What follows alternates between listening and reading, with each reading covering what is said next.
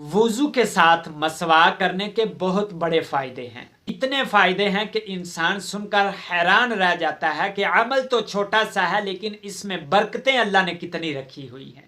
اگر ایک انسان وضو کرتا ہے، وضو کے ساتھ مسواک نہیں کرتا، پھر وہ 70 رکعت نماز پڑھتا ہے۔ کتنے رکعت پڑھتا ہے؟ 70 رکعت۔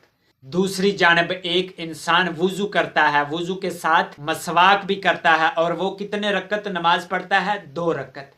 تو سرکار دو عالم صلی اللہ علیہ وآلہ وسلم نے ارشاد فرمایا، وہ انسان جس نے وضو کے ساتھ مسواک کیا پھر اس کے بعد 2 رکعت نماز پڑھی، اس انسان کی یہ والی 2 رکعت دوسرے انسان کی 70 رکعت نماز سے افضل ہو جاتی ہیں۔ کتنے انعام ہیں، اللہ عز و جل نے کتنا بڑا کرم فرمایا ہے۔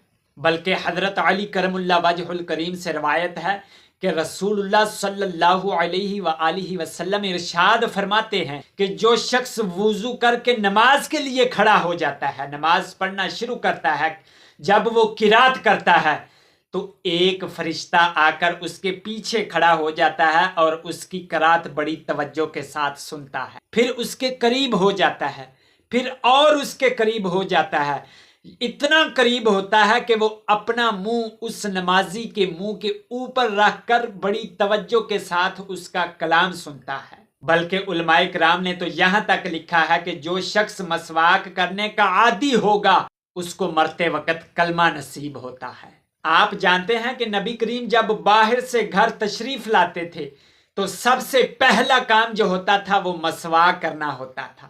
حضرت عائشہ صدیقہ رضی اللہ تعالی عنہا سے روایت ہے کہ رسول اللہ صلی اللہ علیہ وآلہ وسلم باہر سے جب گھر تشریف لاتے تو سب سے پہلے مسواک کرتے تھے، یہاں تک کہ سرکار دو عالم صلی اللہ علیہ وآلہ وسلم نے ارشاد فرمایا کہ میں اپنے ہر امتی پر فرض کر دوں کہ وہ اپنے ہر وضو کے ساتھ مسواک کو لازم کر لے، لیکن جب میں سوچتا ہوں کہ یہ عمل میری امت کے لیے کہیں مشکل نہ بن جائے تو پھر میں خاموش ہو جاتا ہوں۔ وضو کے ساتھ مسواک کرنا اللہ اور اللہ کے پیارے محبوب کو بہت پسند ہے، اور اللہ عز و جل نے اس میں برکت رکھی ہوئی ہے، اس میں اجر رکھا ہوا ہے۔ تو کوشش کریں جب بھی آپ وضو کرتے ہیں وضو کے ساتھ مسواک بھی کر لیا کریں، اللہ عز و جل آپ کو نماز کا دگنا ثواب عطا فرما دیا کریں گے۔